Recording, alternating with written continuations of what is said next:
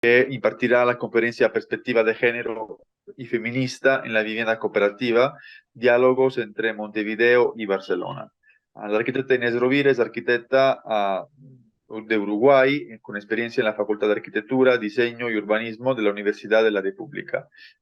Y ha sido docente o es docente, digamos, de diferentes universidades, así lo puedo entender, digamos, en este currículum a partir pues del 2015, digamos, ¿no? Si no me equivoco. Y también es maestranda en arquitectura, con el perfil, digamos, de proyecto y representación por la Universidad de la República, especialización en investigación proyectual.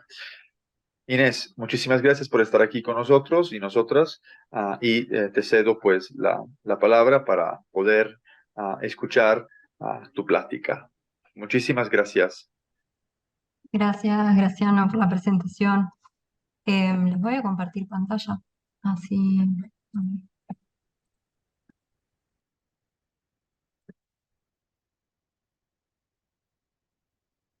¿Me confirman si se ve bien y me escuchan bien? Se ve perfecto, se escucha perfecto. Muchas gracias. Buenísimo. Bueno, bueno, muchas gracias también por la presentación y por la invitación, Graciano, por el espacio para conversar un poco eh, sobre el vínculo entre género y vivienda, ¿no? Que es como que nos interpela tanto. Además, me parece como muy lindo justo haber quedado como tan cerca de la conferencia de Daniela Arias, que va a ser mañana, por lo que tengo entendido, que es, además de una muy querida amiga, también una tremendísima referente, así que aprovechen esa instancia porque estoy segura que va a estar buenísima. Em, y bueno, este es como un poco el tema que les voy a compartir esta noche. Perspectiva de género y feminista en la vivienda cooperativa y los diálogos entre Montevideo y Barcelona. Montevideo un poco desde mi contexto y Barcelona, bueno, ya veremos por qué. Y la presentación la voy a estructurar como en estas tres ideas, ¿no? Primero, esta noción de que las mujeres han sido parte de la construcción del hábitat desde el origen de los tiempos, que el cooperativismo de viviendas tiene la capacidad de aportar desde muchas aristas a la reflexión sobre la vivienda colectiva y que Barcelona presenta una rica plataforma de exploración sobre el habitar contemporáneo desde un abordaje de género y feminista. Y un poco para articular este primer punto que les comentaba, aparece como esta línea de tiempo que, que lo que muestra es como una especie como de genealogía, digamos, entre género, vivienda y cuidados. Y, y bueno, y un poco se enfoca en esa idea, ¿no? De que las mujeres han sido parte de la construcción del hábitat desde el origen de los tiempos, cumpliendo diferentes roles según el contexto que analicemos, pero sin embargo sus aportes fueron siempre invisibilizados en su trabajo como arquitectas, como urbanistas, pero también muchas veces como usuarias, minimizando la participación en distintos espacios. Y por otro lado también se han visto como muy desfavorecidas en el acceso a la vivienda directamente, especialmente a colectivos en situación de exclusión social. Entonces, esta línea de tiempo lo que hace es definir un recorte temporal que visibiliza esas aportaciones y que a modo de que vayan surgiendo nuevas, podrá irse como completando. Como soporte, como les decía, usé también una línea de tiempo que hizo Daniela Arias que pone sobre las 4 olas del feminismo como base, digamos, por donde van surgiendo estos proyectos y experiencias de vivienda colectiva.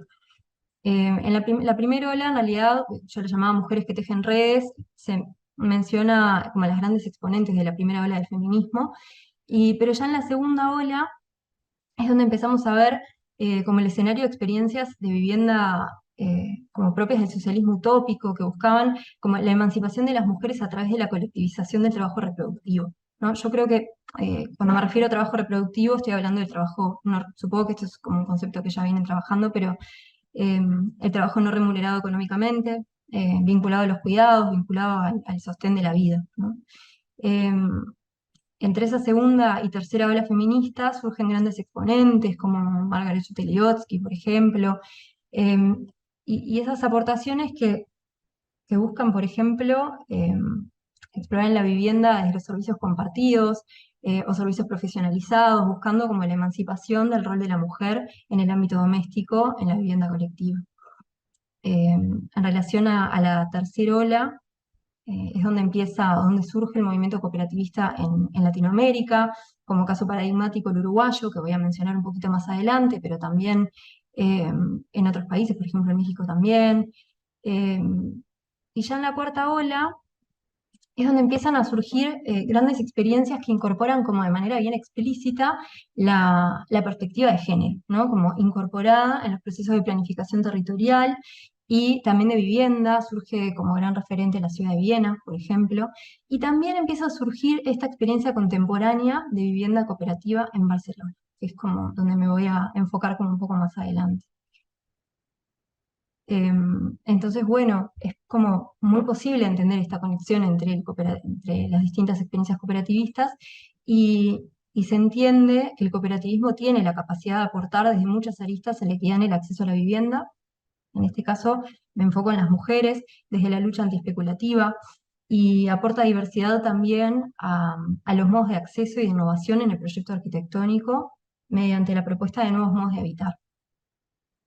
En el caso uruguayo, Eh, el movimiento cooperativista es súper paradigmático, nace a mediados de la década de los 60 y nace como parte de un movimiento social que lo que hace es aprovechar la herramienta popular de la autoconstrucción eh, como para su afianzamiento, digamos, ¿no? La primera cooperativa eh, se funda alrededor de la época de los 70 y contó desde sus orígenes con la amplia participación de mujeres en la construcción, gracias a la compatibilización también de las herramientas constructivas con una mano de obra que no era necesariamente calificada.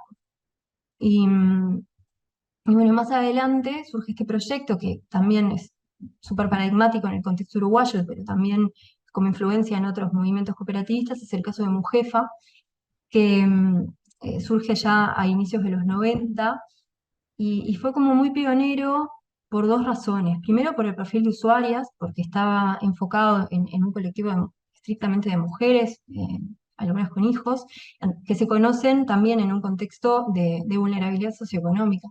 Pero por otro lado, algo como muy característico de esta experiencia es la reconversión de una finca abandonada en el casco histórico de la ciudad a partir de la autoconstrucción. O sea, las mujeres participan en la autoconstrucción de su propia vivienda y todo el empoderamiento que eso implica. Eh, Eso colabora también con la reversión de los procesos de expulsión histórica de las poblaciones más vulnerables en el centro de la ciudad y va un poco en contra de lo que estaba pasando en ese momento en Montevideo, que las nuevas cooperativas en cierta medida tendían a irse como hacia la periferia de la ciudad o hacia los márgenes de la ciudad. Unos años después surge otro caso, también siguiendo el caso de Mujefa, que es el de Ufama del Sur, que es una cooperativa también por ayuda mutua. Y en este caso el grupo de mujeres eran integrantes de una cooperativa de una organización que se llama Mundo Afro, y en este caso usan como soporte una fábrica abandonada y la reutilizan para el habitar colectivo. Estos casos, si bien hay muchos otros, son como un poco como bien simbólicos, digamos, en la incorporación de las mujeres en el movimiento cooperativista en Uruguay. Y aparecen mencionados como referentes en otros movimientos, por ejemplo, el de Barcelona.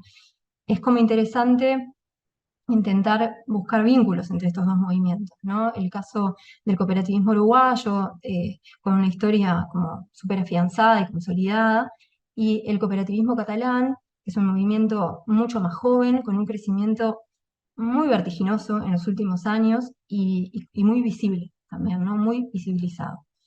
Em, entonces, cuando hacemos como esta línea de tiempo capaz comparativa entre el contexto de Montevideo y el contexto de Barcelona, vemos esa misma situación, ¿no? Que el movimiento cooperativista en Uruguay, en Montevideo, surge a mediados de los 60, se va afianzando con el correr de las décadas, a pesar de distintas condiciones sociopolíticas de momentos no tan favorables como la dictadura cívico-militar. El movimiento cooperativista surge y continúa empoderado y cada vez con más fuerza. En simultáneo, cuando vemos en estas últimas décadas, es donde el movimiento cooperativista en Barcelona, específicamente, empieza como en estado de ebullición, ¿no? Empiezan a surgir muchísimos casos, muchísimos proyectos, en gran parte debido también a figuras vinculadas a la política, como Ada Colau, como alcaldesa feminista de Barcelona, o también José María Montaner eh, y Lucía Martín como concejales en vivienda, estas figuras que son como grandes defensores del cooperativismo y que buscan también instalarlo. Y en los últimos años, este cooperativismo tan joven empieza como de verdad a volverse muy visible, ¿no? Desde que la Borda gana el premio Mies Arquitectura Emergente, ya está dicho que esto está consolidado, ¿no? Que está funcionando así. En simultáneo en Uruguay, en Montevideo, el movimiento cooperativista está empezando como a surgir algunos casos que, que exigen un poco la perspectiva de los feminismos, ¿no? O sea, qué está pasando con el cooperativismo actualmente en Montevideo? ¿Qué posibilidades, qué otras posibilidades hay desde el punto de vista espacial, de la arquitectura que estamos haciendo, de los modos de habitar? Y ahí es donde me parece interesante que se mire a Barcelona y se esté observando qué está pasando ahí, ¿no? A nivel de proyecto y también de dinámicas proyectuales. Entonces, si nos vamos ya como a Barcelona, yo hoy voy a hablar de estos 6 casos de estudio. Voy a hablar un poco de todos a la vez. Capaz que algunos ya los han visto, los conocen, capaz que otros no, pero no importa. Em, y bueno, como les comentaba, en realidad el movimiento cooperativista en Barcelona surge a mediados de más o menos en el 2014, a partir de la crisis inmobiliaria, un poco en respuesta a eso, y utiliza terrenos cedidos por el Estado, donde las cooperativas mantienen la propiedad y la gestión de la vivienda a lo largo del tiempo. Esto es muy importante para una ciudad como Barcelona, ¿no? Donde el flujo turístico, presionado por las lógicas capitalistas, el cooperativismo ahí surge como una alternativa para poner en relevancia el valor de uso de la vivienda más del valor comercial o del valor económico. Y dentro de estos casos de estudio están estos primeros dos, que son propios de la primera generación, o sea, los dos primeros proyectos, que son La Borda y Princesa 49. Esta categorización de primera y segunda generación es de José María Montaner y es muy acertada porque estos 6 proyectos son los que actualmente están en funcionamiento, ya habitados y al menos con los que he tenido la oportunidad de hablar con usuarios y usuarios. eh, es súper interesante, pero esto continúa porque hay un montón de proyectos que todavía están en conformación de colectivos, en construcción, y realmente es increíble el volumen de producción que se está haciendo. Y, y bueno, y para esto propongo como una mirada escalar. eh, Empiezo con esa mirada, como la primera escena, ¿no? La mirada del barrio, de estos casos de estudio. Y esto nos permite como observar a los proyectos de manera simultánea en relación a su vínculo con la ciudad, con el barrio. Después hablaré más de la propuesta de edilicia y de la unidad de vivienda como plataforma de exploración, pero esta primera escena se enfoca en el barrio. Y estas 6 cooperativas, que son Princesa 49, La Borda, Cirarés, La Balma, La Zarzaira y La Chalmeta, articulan de manera muy diversa su vínculo con el tejido urbano, también porque Barcelona es una ciudad bastante heterogénea en la observación puntual de los barrios y parten como de las lógicas propias de su implantación, ¿no? Cada uno de estos casos. El primer caso, que es el de Princesa 49, eh, es muy simbólico porque la propuesta parte de la reutilización de una arquitectura residencial altamente deteriorada, en pleno casco histórico, y esto es una postura como bien política, ¿no? De asociar el cooperativismo de viviendas al aprovechamiento de recursos existentes y también a la revalorización del patrimonio arquitectónico de la ciudad, ¿no? Esto da una mirada como muy ecologista a los procesos de producción de vivienda. Y, y además, no es menor, ¿no? Que la intervención de Princesa 49 en el casco histórico eh, apoya la lucha contra los procesos de expulsión del tejido social, ¿no? De un barrio que tiene un turismo absolutamente masificado. Eh, si miramos también el caso de la Yarjaira, que está en la Barceloneta, en plena ramera de la Barceloneta, la situación es un poco similar, ¿no? Pero esto es obra nueva, pero a partir de la propuesta arquitectónica se busca igual retomar la implantación característica del entorno a través de la morfología, de los ritmos, de la composición, de la materialidad también, pero propone nuevos usos que de alguna manera resignifican el proceso social que el propio como devenir histórico de la Barceloneta tuvo debido al turismo de masas, ¿no? En este caso, la planta que está a la derecha es interesante, es una planta que es del proyecto, o sea, no es efectivamente la finalizada, digamos, la de obra, pero sí es como un poco la impronta del equipo proyectista sobre qué significa proyectar vivienda en un entorno así. Y hay como algunas sutilezas que me parece que está bueno comentar, como por ejemplo, cómo el pavimento, el mismo pavimento del barrio se inserta en el edificio y hace como esa continuidad de la trama, o incluso cómo el equipamiento que se propone, que se sugiere de los usos de la planta baja, en realidad se expulsan a la vereda, a la calle, y plantean como ese fuerte vínculo comunitario, ¿no? En este caso, esa planta baja es plenamente de uso comunitario del edificio, pero también de extensión barrial, y habilita distintos usos en su expansión hacia la Rambla. Eso es como una respuesta bastante provocativa a la lógica actual del uso de la Rambla, que si conocen, si han podido conocer Barcelona, conocen cómo es la lógica de la Barceloneta, la Rambla está totalmente privatizada a través de las terrazas de locales gastronómicos o comerciales. Entonces, ese uso que es mayormente de la población flotante, de la población turística, en este caso, la propuesta de la cooperativa es como justamente habilitar otros usos que no son comerciales o especulativos, ¿no? Y eso, por ejemplo, si pasamos al caso de Cirerés, también se trabaja como la revitalización de la planta baja, ¿no?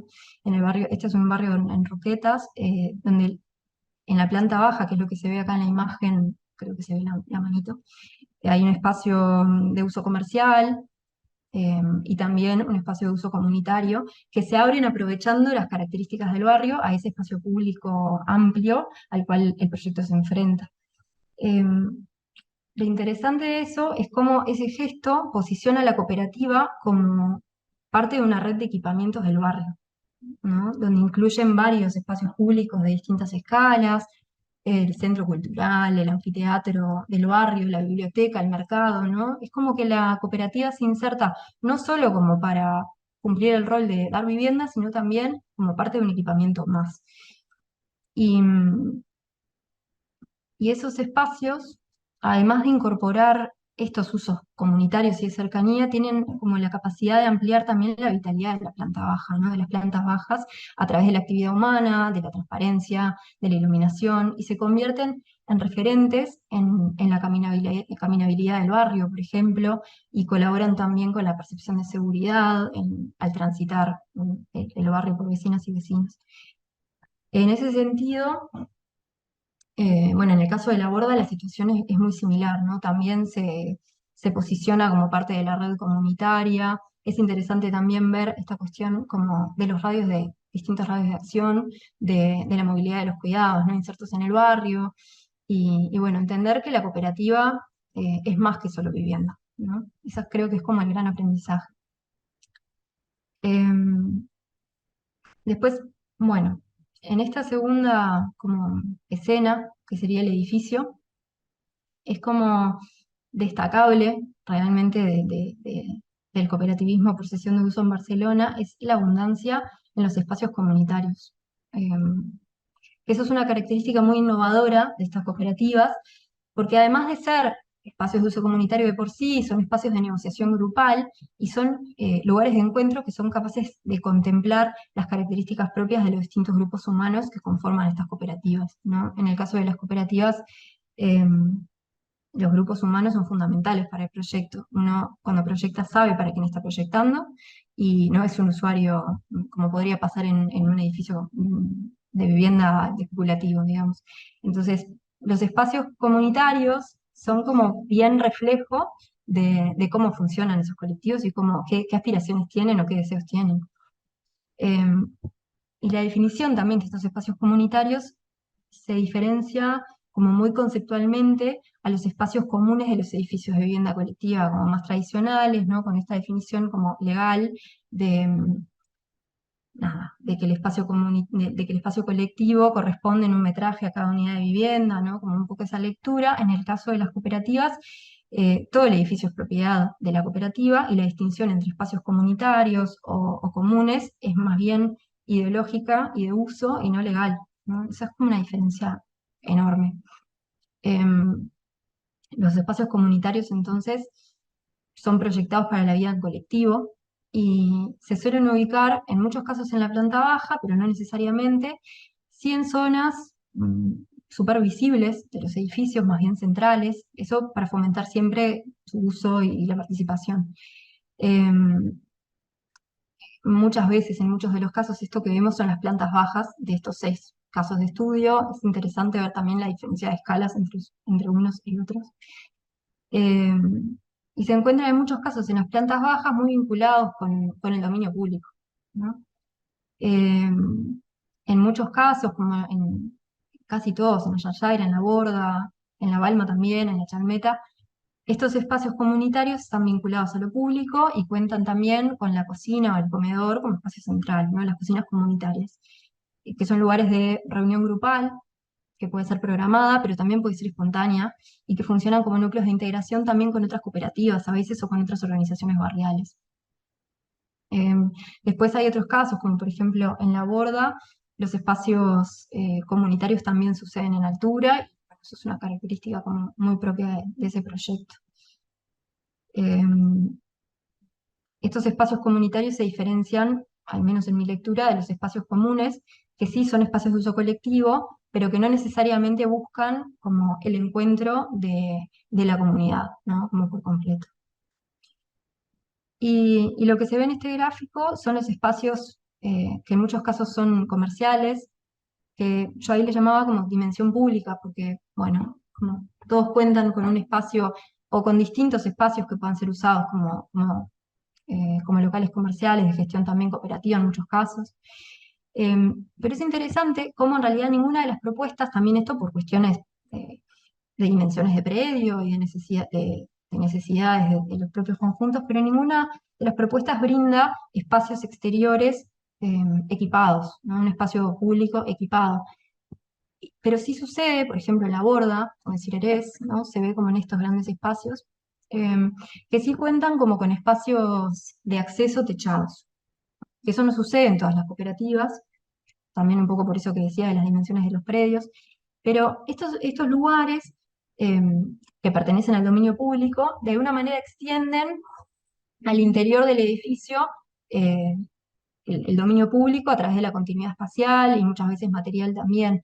Y estas decisiones proyectuales, cuando el predio lo permite, son muy beneficiosas en el vínculo con el barrio, porque permiten de alguna manera difuminar los límites a través de la generación de espacios intermedios que puedan ser utilizados también por el barrio, ¿no? Y en ese sentido, un espacio exterior techado eh, tiene la capacidad de, desde dar protección en un día de lluvia o de un día de mucho sol, a dar contención en la caminabilidad del barrio en la vida cotidiana. Entonces no es una característica menor, eh, si bien no siempre está presente en todos los proyectos. Y ahí me parecía como que estaba bueno hacer este esquema comparativo entre algunos de los casos de estudio y cómo se van apareciendo como las distintas dimensiones. Ahí la dimensión como marcada en rojo sería la dimensión privada, o sea, esto es como un esquema general de los edificios, no solo de las plantas bajas, y también aparece como la dimensión comunitaria, colectiva y la pública. Es interesante la comparación o el contraste entre algunos casos y otros, ¿no? Como por ejemplo, en La Borda, por ejemplo, los espacios colectivos y comunitarios abundan muchísimo en relación a las otras cooperativas, o por ejemplo en La Chalmeta, eh, las barritas que están como a la derecha ejemplificarían los espacios exteriores, ¿no?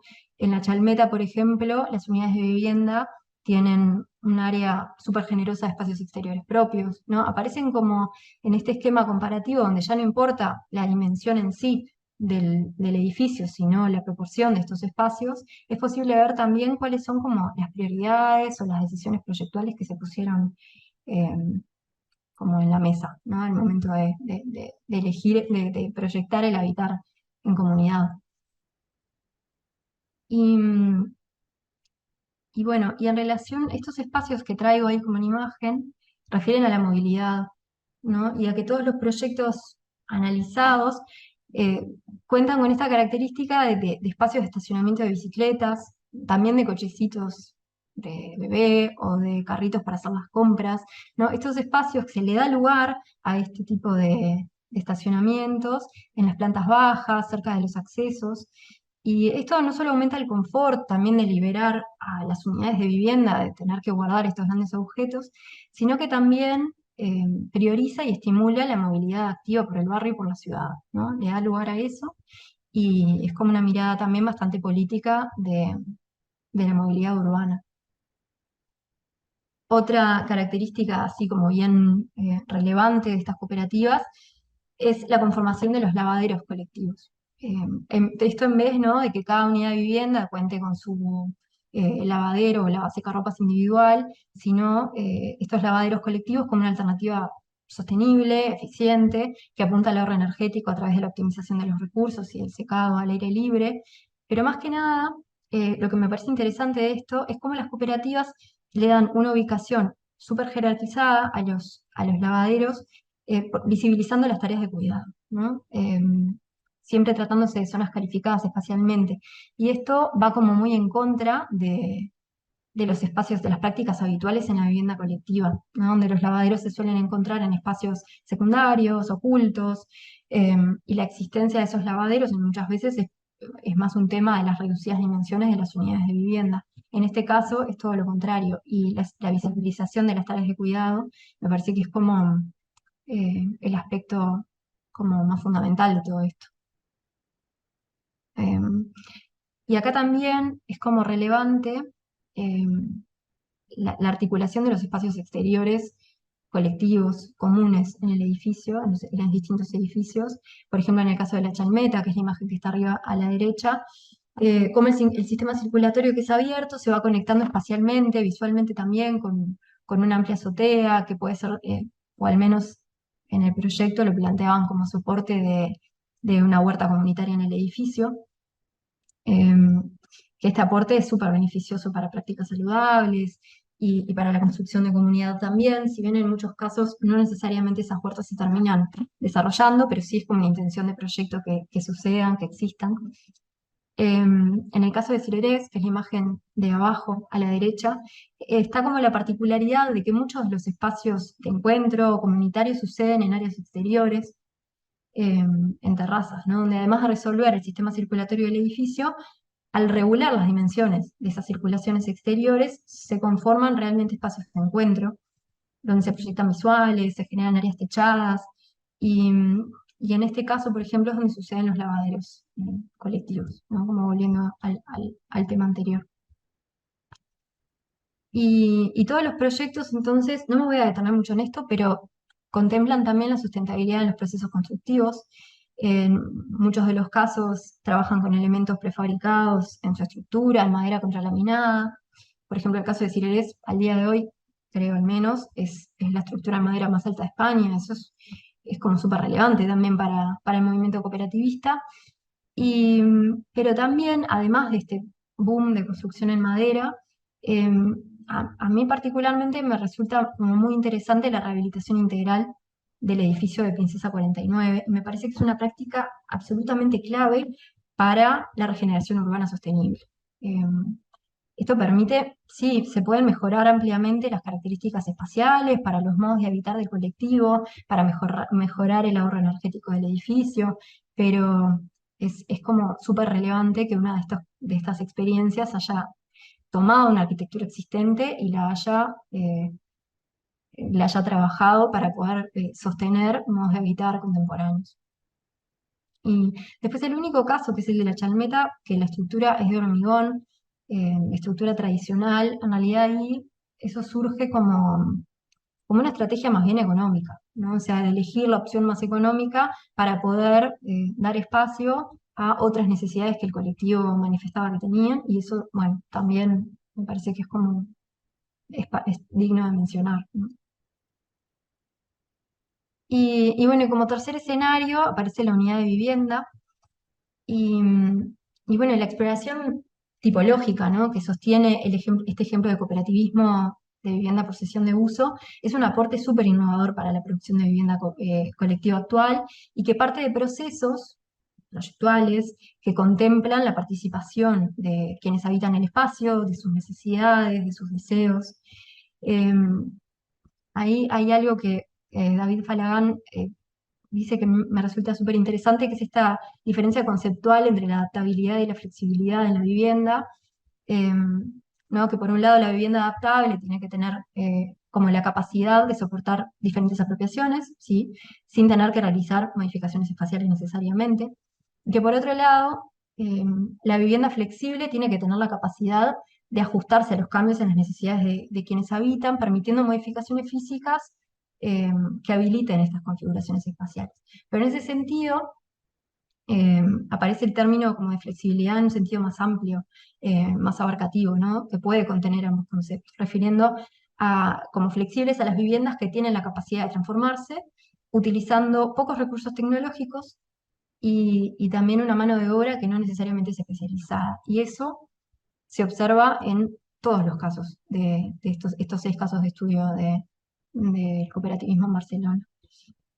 Especialmente en el caso de la Borda y la Balma, que son del estudio de la COL, eso es súper tangible, ¿no? Cuando vemos como los esquemas tipológicos que plantean, eh, especialmente en esta cuestión de, yo no sé, yo le llamo a las habitaciones plus, pero es como, bueno, este elemento, ¿no? Que es como capaz de modificar las dimensiones de la unidad, ¿no? Me imagino que estos proyectos los recontra manejan y los tienen, pero es como interesante, ¿no? La cuestión de esta habitación que puede tanto como unirse a una unidad de vivienda o a otra, pero que también por su ubicación estratégica, próximo a una circulación colectiva, tiene hasta la capacidad de desprenderse de la propia unidad de vivienda y de asociarse a otra que puede no estar directamente contigo o siquiera al mismo nivel.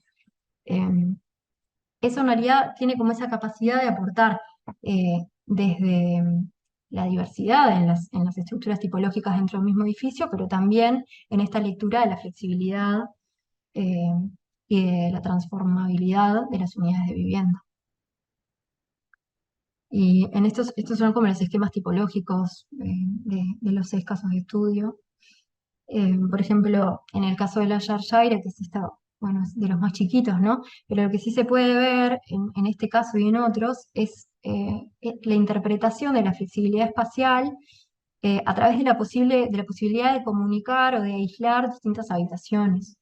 En este caso, si bien las habitaciones por cuestiones dimensionales están súper jerarquizadas bueno, en su espacio, pero permiten, como a través de la apertura de vanos, de puertas corredizas, de pequeñas estrategias que en realidad son muy sutiles, pero que permiten una flexibilidad súper real en los usos, eh, con muy pocas manipulaciones espaciales, ¿no? Eso se ve en casi todas las unidades de distintas maneras. Y bueno, y como para ir cerrando un poco estos 2 puntos que también son fundamentales, que es, por un lado, la importancia del espacio exterior propio dentro de las unidades de vivienda, eh, que esto lo reflexionan también Montaner, Mujica y Falagán, ¿no? Que estos espacios que son fundamentales para oficiar, por un lado, como dispositivos de control térmico, pero por otro, vinculado a los usos como expansión de la vivienda y para contemplar también las diferencias de usos, ¿no? Lo fundamentales que son. Y por otro lado, y esto es como el corazón de los juegos tipológicos, la cocina, ¿no? Como forma de explorar también desde la tipología y asumir el poder político que tiene dentro del espacio doméstico, ¿no? En todas las configuraciones tipológicas observadas de estos casos de estudio, las cocinas se encuentran integradas en los demás espacios vitales, permiten los usos simultáneos y permiten también la visibilidad de estas tareas de cuidado a la interna de las dinámicas de convivencia. En la borda, por ejemplo, que es esta imagen, la cocina surge como una extensión del módulo húmedo de la vivienda, pero su disposición tiene la capacidad de mutar indistintamente según los deseos de quien habite o quien haya al menos colaborado en el proceso de codiseño de esas unidades, ¿no? De esa manera, en algunas unidades las cocinas pueden tener dimensiones mínimas y en otras se pueden extender a áreas mucho mayores. Y algo también relevante es que la existencia de cocinas comunitarias en los espacios compartidos de estas cooperativas no anula la necesidad de tener también cocinas individuales en cada unidad, porque esto permite de alguna manera elegir y regular cuándo se desea compartir con el grupo y cuándo no. Y eso también da la posibilidad de la variedad de usos y de evitar en ciertos momentos la convivencia forzada, ¿no? Entonces, vemos como ese gran poder político que tiene la cocina en el proyecto de vivienda. Y, y bueno, y como para ir cerrando, me gustaba hablar de algunas estrategias de proyecto, que fueron algunos elementos que fui comentando como a lo largo de, capaz un poco rápido, de estos 6 proyectos de vivienda.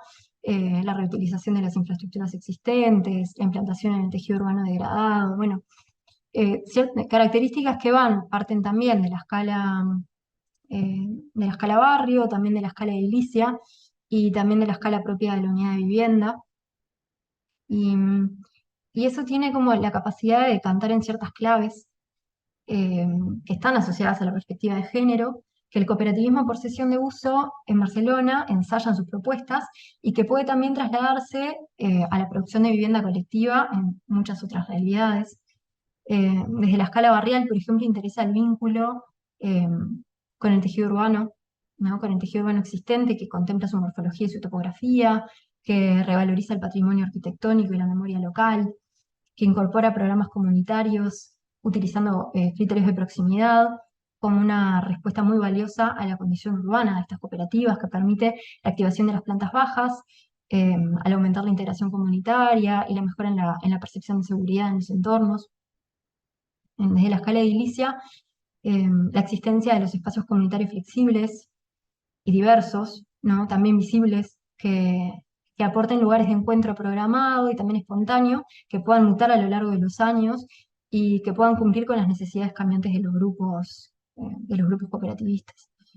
Los sistemas constructivos sustentables que puedan considerar también la flexibilidad y la perfectibilidad, también son vitales para la adecuación del edificio a las diferentes etapas de la vida de los usuarios y usuarias.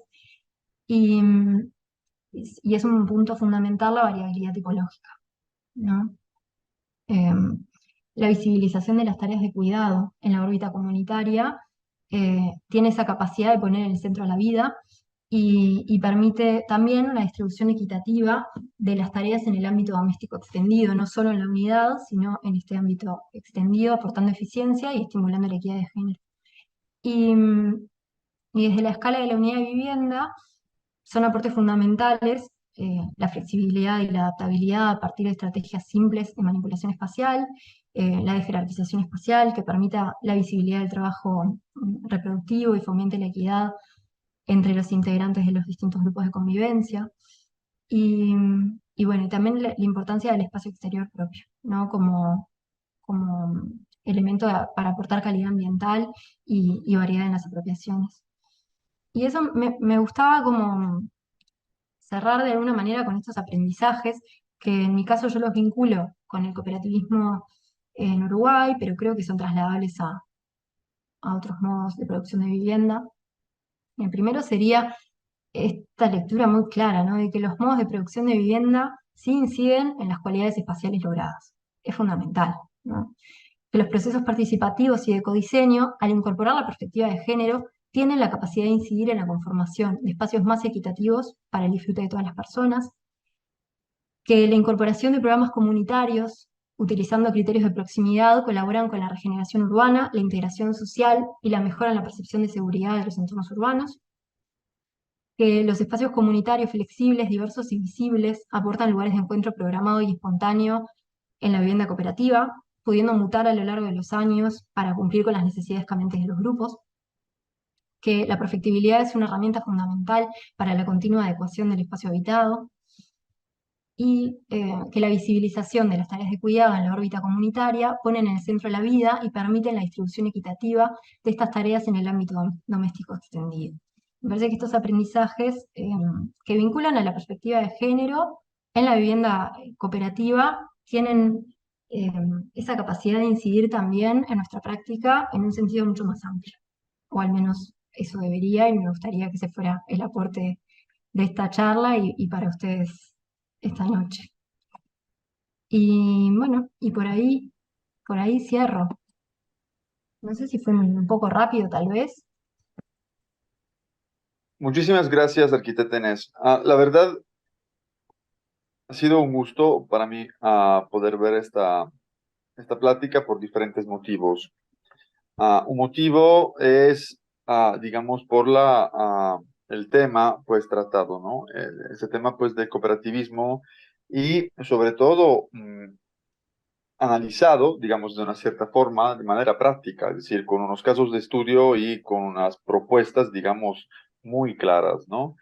Esos edificios, digamos, algunos más conocidos que otros, por así decirlo, sobre todo los de las primeras etapas, ¿no? Ya lo de Princesa del 49, lo de la Borda, a lo mejor la Sharshayra, que ya es como una tercera etapa, a lo mejor la Sharshayra, ya se están volviendo, digamos, unos proyectos, ¿no? Unos edificios muy estudiados por la forma, ¿no? La forma arquitectónica y la forma de implantarse en la ciudad. Me gustaría abrir un paréntesis. Te felicito mucho porque la claridad que hay en la representación, ¿no? De los planos, ¿no? De los edificios, nos permite, digamos, de una cierta forma, de entender la profundidad, ¿no? De la investigación esta que digamos, de una cierta forma nos propones, ¿no?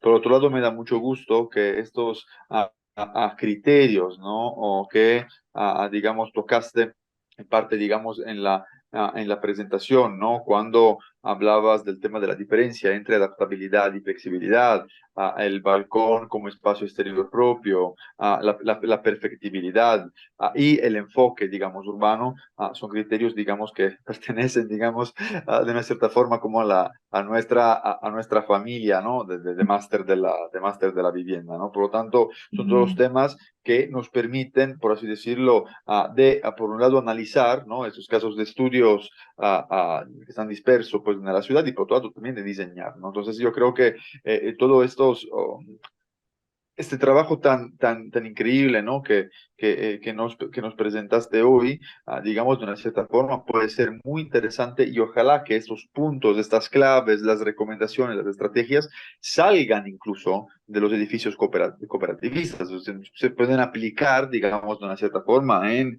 edificios, digamos, más, como podemos decir, más estándar, ¿no? Dentro de la ciudad, ¿no? Cuando hablamos de la perfectibilidad, cuando hablamos de la flexibilidad, de la adaptabilidad que muy bien se matizó, ¿no? Pues la diferencia de los espacios exteriores propios, pues claro, pues son todos elementos que son muy importantes. Una cuestión muy importante que creo que pusiste a nuestra atención es esta cuestión que los edificios, ¿no? La vivienda colectiva se tiene que entender dentro de la ciudad, como parte de la ciudad y no como un elemento autónomo a la ciudad, ¿no? Porque muchas veces, y eso pasa muchas veces aquí en México, en general a lo mejor en Latinoamérica, los edificios de vivienda se ven como unos enclaves, ¿no? Unos mundos, digamos, como muy cerrados que no contemplan, ¿no? Esta cuestión, pues, de la proximidad, de esta cuestión de aportar al contexto, ¿no? Tienes una planta baja activa porque te genera, digamos, todas estas cuestiones, ¿no? Entonces, mi pregunta va un poco por ahí. A lo mejor es una pregunta un poco provocatoria, ¿no? O realmente todas estas cuestiones, ¿no? Que pudiste analizar y revisar, ¿no? Dentro de estos conjuntos. ¿Cuánto crees que sean aplicables a modelos de acceso y tenencia de la vivienda que no sean cooperativistas? Yo creo que ese es el gran desafío. El problema, al menos lo que yo veo a todo esto, es que en la diversidad en el acceso a la vivienda, o sea, en ciudades donde el cooperativismo se planta y realmente tiene una presencia, también, de alguna manera, las prácticas como de vivienda especulativa, más tradicional tal vez, se empiezan a neutralizar, ¿no? En ciudades donde el cooperativismo se expande mucho más y esta lógica de no construir, como tú decías, necesariamente enclaves, sino de entender la lógica barrio, los increíbles aportes de brindar espacio público, de pensar en los espacios intermedios, en la abundancia de un sistema cooperativista, eso también de alguna manera se populariza. Ahora, lograr la generación de también de edificios de vivienda de lógicas especulativas, me parece a mí que es muy difícil y por eso creo que en realidad acá la clave, al menos de este sistema cooperativista en Barcelona, es el auge en el discurso. Eh, Realmente es una experiencia, al menos para mí fue una experiencia fascinante poder hablar con las cooperativistas, por ejemplo, el caso de Cirerés, que estaban como absolutamente convencidas de que ellas están construyendo ciudad a través de su proyecto de arquitectura, ¿no? Y no es casualidad de que en el predio de enfrente ya se está construyendo otra cooperativa más y así, ¿no? Es como esta cuestión de entender que es un modelo que es replicable y esa es como un poco la lógica, ¿no? Que es un poco lo que pasa en Montevideo. O sea, el paisaje de la vivienda cooperativa en Montevideo es el habitual, digamos. Pero bueno, de ahí yo no tengo una mirada al menos muy positiva de que la vivienda producida en lógicas especulativas esté dispuesta a incorporar eh, este tipo de espacios. No sé. Por eso me parece que por eso el cooperativismo es tan fundamental para las ciudades. Esa es mi lectura, al menos, de impronta Creo política. claro, por eso creo que al final, para poder lograr, digamos, ese tipo de cuestiones, la primera cosa que debería de cambiar es el chip de la gente, de cómo entiende la vivienda, ¿no? En el momento que cambia el chip, digamos, ¿no? Desde un punto de vista pues educativo, social, etcétera, pues cambia de una cierta forma, ¿no? La manera de producir la vivienda. Nos tenemos que recordar, digamos, de una cierta forma que la vivienda es la primera forma de representarnos, ¿no?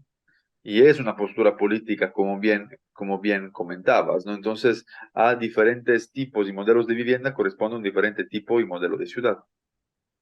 Y por lo tanto, digo, me parece increíble, nosotros cuando estábamos estudiando justamente esos proyectos de cooperativa, por ejemplo, cuando salió el volumen Innovación y Vivienda Asequible Barcelona 2015-2018, allí están seguramente, probablemente, a lo mejor lo conoces este libro, pues Sí. están unos cuantos proyectos de vivienda que hemos redibujado y claro, o sea, ya existía La Balma, ya existía la Cireres, etcétera, pero claro, de 2018 a hoy, pues pasaron ya otros 5 años, seguramente, ¿no? El tema, pues, de la cooperativa de vivienda en cesión de uso, pues, ha cambiado, digamos, ha cambiado muchísimo, ¿no? Ha aumentado muchísimo.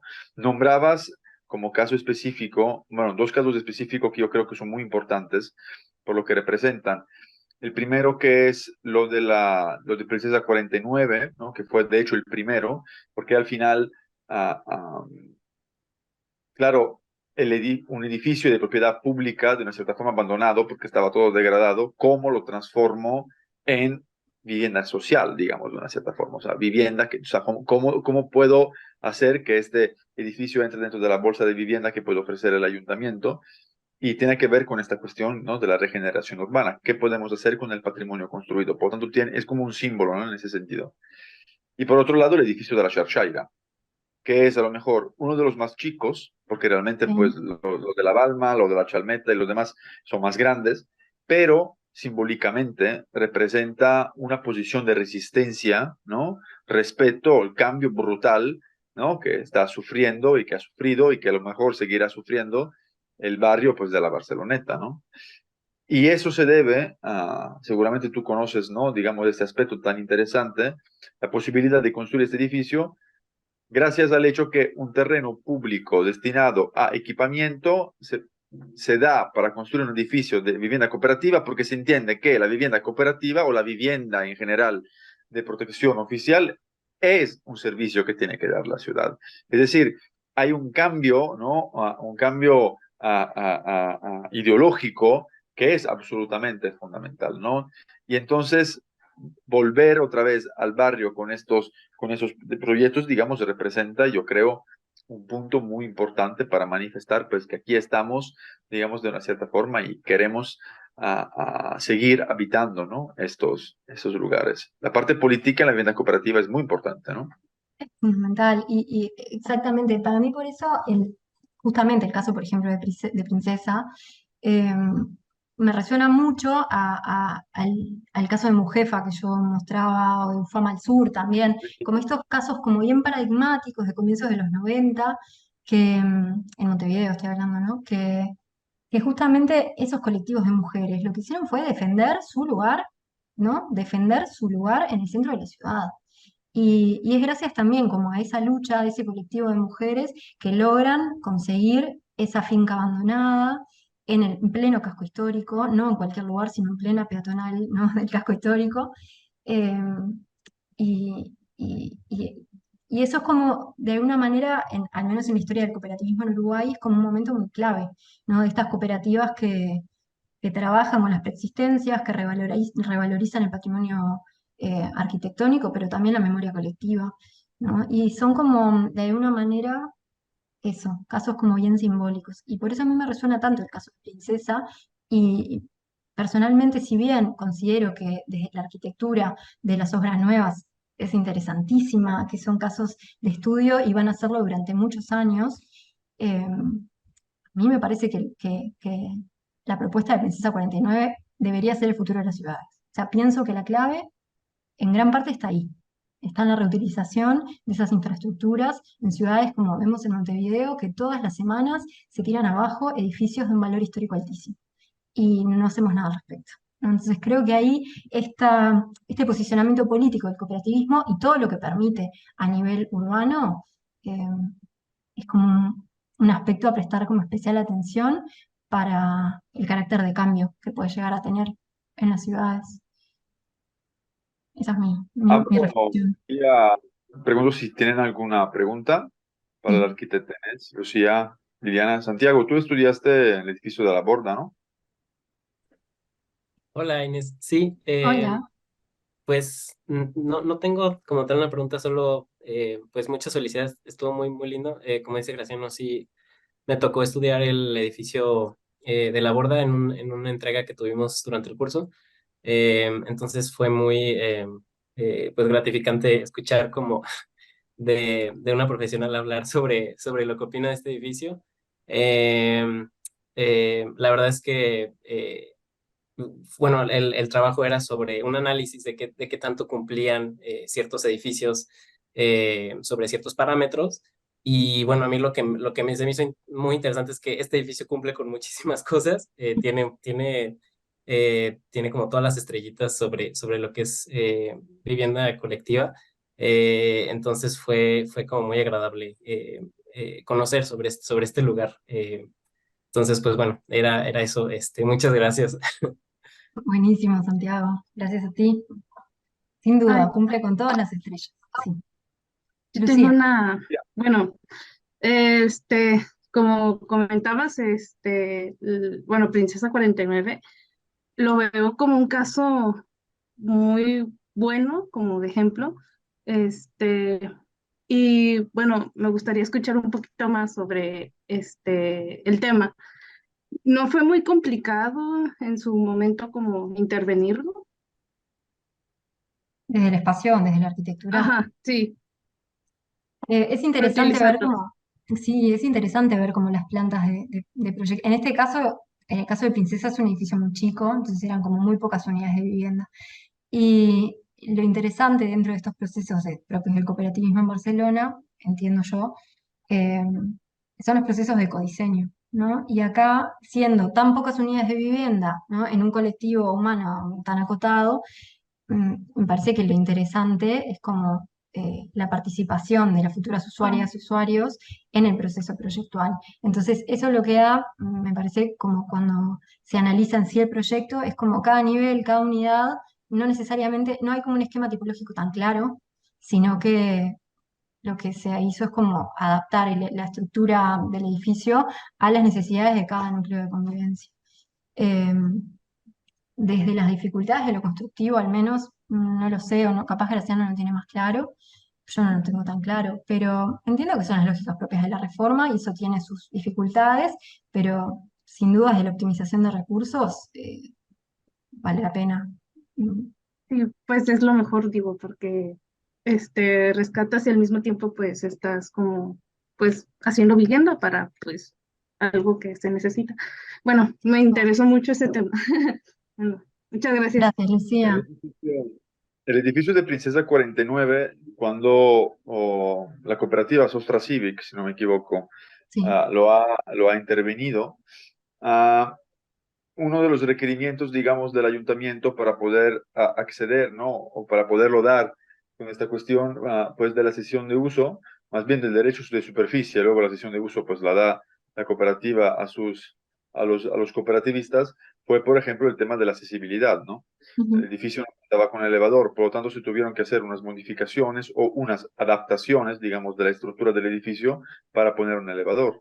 El edificio cuenta con a unos elementos o unas estrategias de producción de energía, o al menos así lo cuentan, ¿no? De energía solar, incluso ponen un microeólico ujú. en algunas explicaciones del edificio, tienen una parte como de huerto, ¿no? Donde ellos cultivan, pero la cosa más interesante, claro, ¿cuál es? Que al final, sí, eso sí, ¿no? Las diferentes unidades son sumamente diferentes, porque los habitantes son sumamente diferentes. Hay una señora, o por lo menos había una señora, por lo que recuerdo de unos videos pues que se hicieron, ¿no? Que ella era una persona pues que vivía mucho la casa en las partes comunes de la casa, ¿no? Por lo tanto, pues la mesa invitaba a mucha gente pues a estar en casa y por lo tanto la parte que quería más grande de su unidad era la parte del convivio, la parte social, la parte común, ¿no? Otras eran parejas, etcétera, entonces tenían otro tipo pues de requerimientos. Al final, claro, la complejidad de este proyecto es que por un lado ellos tenían unas necesidades como muy bien definidas o que se han ido definiendo pues a lo largo pues del proceso participativo, pero por otro lado pues el edificio es lo que es, o sea, tiene una estructura de carga de una forma, tiene unas losas de una forma, unas ventanas de una forma, y por lo tanto allí ha sido el juego, ¿no? Entre el arquitecto, ¿no? Que trabajaba con esta cooperativa pues de vivienda y los mismos cooperativistas a través de unos talleres participativos. De hecho, si no me equivoco, la misma cooperativa contrató en un dado momento unas expertas en talleres participativos para poder armar como unas dinámicas para que los mismos cooperativistas pues pudieran llegar, ¿no? A acuerdos, ¿no? Sobre cómo tiene que ser la parte del lavado, o cómo se usa la lavadora, toda una serie de cuestiones, ¿no? Que claramente cuando uno vive solo en un departamento se resuelve solo porque no tiene que pedirle permiso a nadie, pero en el momento que vives pues en una cooperativa ya es, ya es de forma diferente, ¿no? Todo este material está publicado, todo este material hay una página de internet, ¿no? Si uno busca Princesa 49, donde hay unos links a unos vídeos de YouTube, donde hay entrevistas con esta gente, con estos vecinos, donde explican el proyecto, etcétera, porque realmente pues ha sido un reto, ¿no? O sea, un reto de cómo un edificio que tiene ya su historia, su estructura, y a lo mejor incluso sus problemas estructurales, de una cierta forma, ¿no? Es un edificio que no es de ayer, tiene como más de 100 años, cómo puede adaptarse a necesidades, pues, de gente que lo vive hoy en el 2023, ¿no? Entonces, seguramente, pues sí, el tema, pues, de los cambios, de abro, cierro, o tiro una pared, etcétera, pues, han sido, a lo mejor, no tanto un reto imposible, pero algo que se ha tenido que estudiar ¿no? Con detenimiento, ¿no? Para que el edificio, pues, no. Sí, para que fuera viable y para... Sí, sí, sí. Hay algo ahí súper interesante, Graciano, en lo que decís de la participación de estos colectivos en la dinamización de los proyectos, ¿no? Que como lo que implica en sí el proceso de diseño colaborativo, de codiseño en estas cooperativas, que no implica como solamente que eso muchas veces es lo que pasa, por ejemplo, actualmente, y eso desde la perspectiva más bien feminista de género, es una gran crítica en el cooperativismo uruguayo, que es la presentación del proyecto a los futuros habitantes del edificio sin generar instancias como de intercambio reales, ¿no? Me parece que lo interesante del caso en Barcelona son justamente como esas instancias, no solo de expresión de deseos, sino de conformación de un modelo de habitar colectivo, donde cada grupo cooperativo decide hasta dónde quiere llegar con lo comunitario y dónde no. Y eso termina generando proyectos bien distintos. Si bien sí tienen espacios, como veíamos, colectivos, comunitarios, comerciales, etcétera, esos tipos de espacios son como bien distintos entre proyectos. Y eso también parte de la impronta o de lo que el propio proceso es capaz de lograr con los grupos, ¿no? Entonces ahí, no sé, me parece como un factor clave que quisiera también ver como con mucho optimismo que se pueda como incorporar en mayor medida en el cooperativismo en Uruguay, ¿no? Me parece un factor fundamental el cooperativismo en Barcelona. Creo que una parte interesante de lo que acabas de contar, Inés, es la siguiente. Cuando diseñamos, digamos, de una cierta forma, edificios de vivienda colectiva por desarrolladores, ¿no? Ellos se basan sobre estudios de mercado y al final, pues, los departamentos que se diseñan son muy similares, muy parecidos, ¿no? No. La mayoría no tienen balcones, la mayoría tienen esto, la mayoría tienen lo otro. Porque al final se piensa en un habitante modelo, ¿no? Entonces la perspectiva de género, olvídatela, es un habitante modelo que se repite, etcétera, ¿no? Claro, la cosa interesante que tú nos propones a través de esta visión, o más bien la cosa interesante que tú pones a nuestra atención a través de esta visión, es que en muy pocos casos, porque realmente los edificios de vivienda cooperativa en Barcelona son cero, ¿no? En comparación a todo lo que está construido, Ujú. ¿cuánta variedad hay? Es lo que se pudo Sí. ver en esos esquemas que presentabas, ¿no? No, este edificio tiene un montón de espacios exteriores, pero son propios de los modelos de vivienda, pero no son comunitarios, ¿no? O sea, cada quien tiene lo suyo. Otros no tienen espacios exteriores propios del modelo, pero tienen espacios exteriores propios de la comunidad. Por lo tanto, si hay un Ujú. espacio abierto, pero no es de mi familia, es de la grande familia, digamos, cooperativa, ¿no? Otros que a lo mejor tienen unidades más grandes y espacios compartidos más chicos. Otros que tienen espacios privados, por así decirlo, muy chicos o muy compactos y áreas comunes muy grandes. Entonces, esto, digamos, demuele, digamos, de una cierta forma, o de una cierta forma, perdón, demuele o mina, digamos, de una cierta forma, la creencia es que todos vivimos iguales. Porque si hay 10 edificios y los 10 edificios son todos diferentes y son 10 edificios donde van a vivir, no sé, 100 familias, ¿no? 100 unidades de convivencia, pues en una ciudad, que es algo mucho más grande, pues el discurso debería de ser mucho más variado, ¿no? Es que ese es justamente como el mayor desafío, ¿no?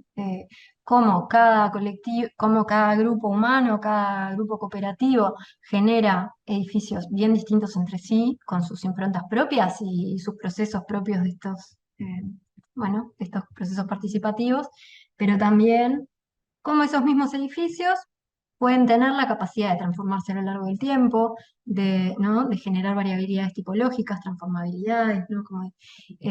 Me parece que ahí está como el desafío también y el que debería ser como uno de los grandes aprendizajes, ¿no? Sin duda. Seguramente, Inés,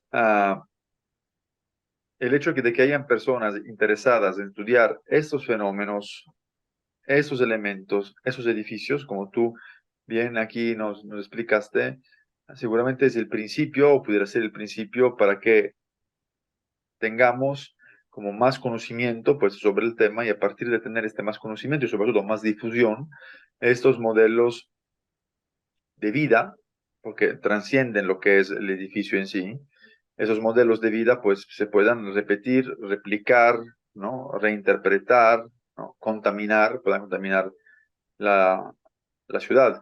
Enhorabuena porque el tema pues tratado, por esto que nos resultó muy interesante invitarte, pues realmente es como muy actual de los últimos años, ¿no? Sobre todo, digamos, en una ciudad tan conservadora como Barcelona, ¿no? Por lo tanto, enhorabuena porque tu trabajo creo que es un poco un termómetro, ¿no? De este grande cambio, ¿no? Que a lo mejor anhelamos para nuestras ciudades, ¿no? Muchísimas gracias, Graciano. Y gracias también a quienes, no sé, supongo que hay más personas mirando por Facebook, o no sé, pero muchísimas gracias también por el intercambio, creo que fue lo más lindo de todo esto. Sí, Quedamos en contacto. tu charla luego estará en nuestro canal de YouTube y esperamos tu texto también para el libro. Sí, ya lo tienen. Y felicitaciones por la publicación de Vivienda Colectiva en Guadalajara, que espero que esté publicada en algún medio digital, porque vi algunas imágenes y me interesó muchísimo. Así que ojalá llegue de alguna manera, no sé cómo, a Uruguay. Esperemos que sí. Ojalá. Muchas gracias, Inés. Un Que estés muy bien. saludo. Muchas Enhorabuena. gracias. Buenas noches. Hasta luego. Gracias. Bye, bye.